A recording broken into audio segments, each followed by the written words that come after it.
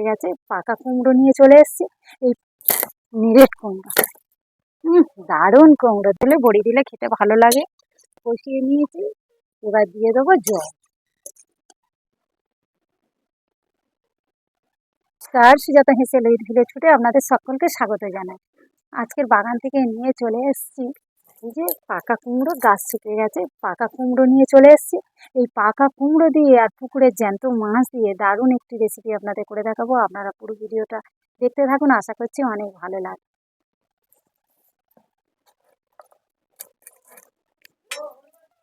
এবার কুমড়োটা কেটে নেব। প্রচুর কুমড়ো হয়েছে, বাগানে ছোট ছোট জালি বলে আমাদের এখানে ছোট কুমড়োটাকে, তো ওই জালি কেটে বিক্রি করে দিয়েছে।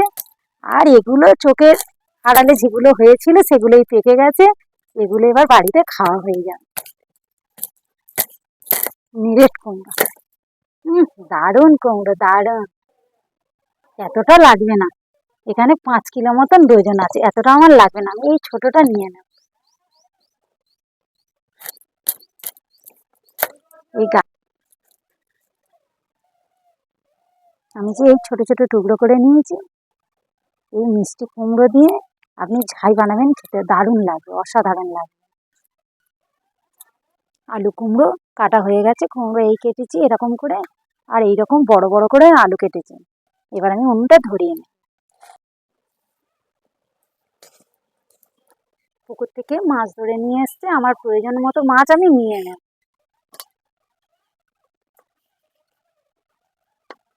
দিয়ে দেবো লবণ,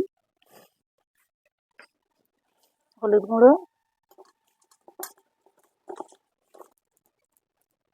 কড়াই তেল দিয়ে দেবো, মাছগুলো ভেজে নেব।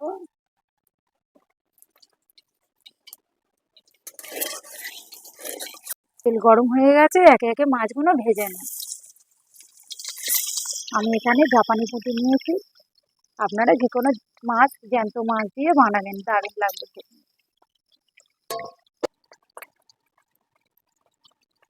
মাছগুলো ভালো করে ভেজে নিয়েছি, এবার তুলে নেব।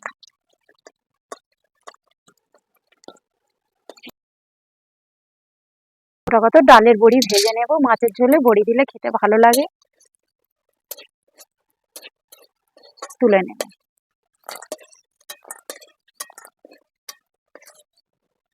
মাছ ভাজা তেলে ফোড়ন করে নেব, দিয়ে দেবো 5 ফোড়ন, পেঁয়াজ আর কাঁচা লঙ্কা একসাথে ভালো করে ফোড়ন করে নেব।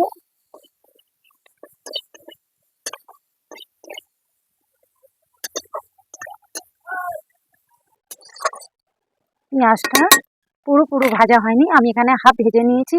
আলুগুলো দিয়ে দেবো, আলুগুলো দিয়ে ভালো করে পেঁয়াজটা আলু একসাথে ভেজে নেব। আলুগুলো ভালো করে ভেজে নেব, আলুও ভাজা হয়ে যাবে, পেঁয়াজও ভাজা হয়ে যাবে।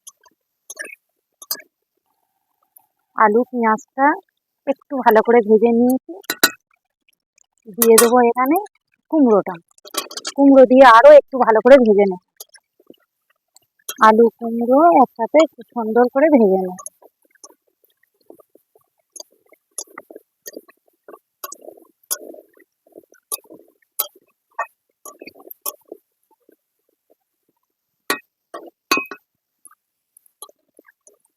আলু কুমড়ো খুব ভালো করে ভেজে নিয়েছি, এবার দিয়ে দেবো বাকি মশলা। দিয়ে দেবো কুচনো টমেটো, 1 চামচ আদা, ঝাল অনুযায়ী কাঁচা লঙ্কা বাটা, দিয়ে দেবো হলুদ গুঁড়ো, লবণ, অল্প একটু চিনি, দিয়ে ভালো করে সব মশলা একসাথে ভালো করে কষিয়ে নেব। কষাতে কষাতে টমেটো একদম গলে যাবে।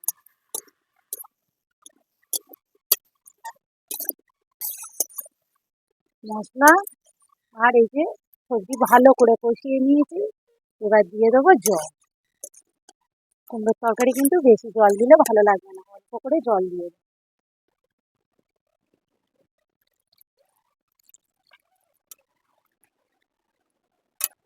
সবজি সিদ্ধ হবে এমন জল দিতে হবে। এবার চাপা দিয়ে সিদ্ধ করে নেব।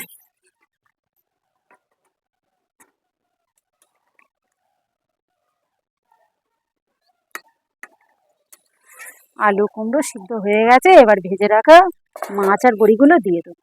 এই যে ভেজে রাখা মাছ আর বড়িগুলো দিয়ে দেবো। দিয়ে দেবো একটু জিরে বাটা, 1 চামচ জিরে বাটা দিয়ে দেবো। আর একটু ভালো করে ফুটিয়ে নামিয়ে নাও।